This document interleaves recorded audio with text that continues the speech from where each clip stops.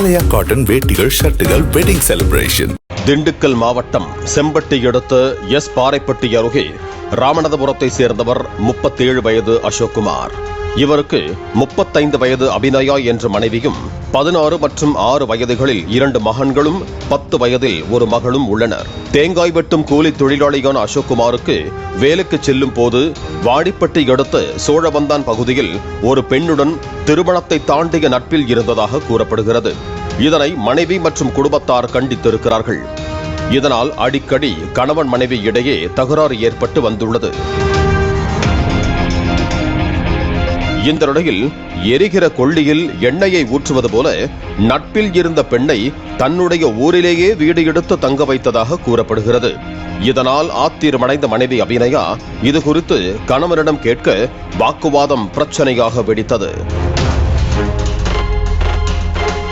சொல்ல சொல்ல கேட்காத கணவனின் செயலால் கோபத்தின் உச்சிக்கே போன மனைவி அபிநயா 3 நாட்களுக்கு முன்பு எண்ணெயை காய்ச்சி சுட சுட அசோக்குமார் மீது ஊற்றியதாக கூறப்படுகிறது.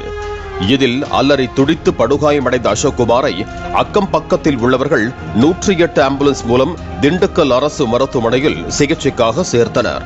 அங்கு அசோக்குமார் உயிருக்கு ஆபத்தான நிலையில் தீவிர சிகிச்சை பெற்று வருகிறார்.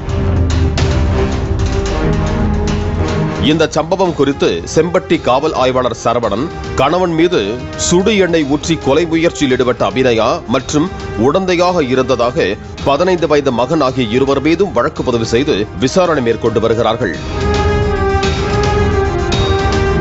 திருமணத்தை தாண்டிய உறவில் இருந்த கணவன் மீது மனைவி சுட சுட எண்ணெயை ஊற்றி கொலை செய்ய முயற்சித்த சம்பவம் அப்பகுதியில் பரபரப்பை ஏற்படுத்தி இருக்கிறது.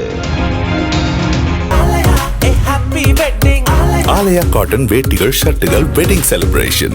பிளே ஸ்டோர் மற்றும் ஆப் ஸ்டோரில் இருந்து பாலிமர் செயலியை QR கோடு மூலம் பதிவிறக்கம் செய்யுங்கள். செய்திகளை உடனுக்குடன் பெறுங்கள்.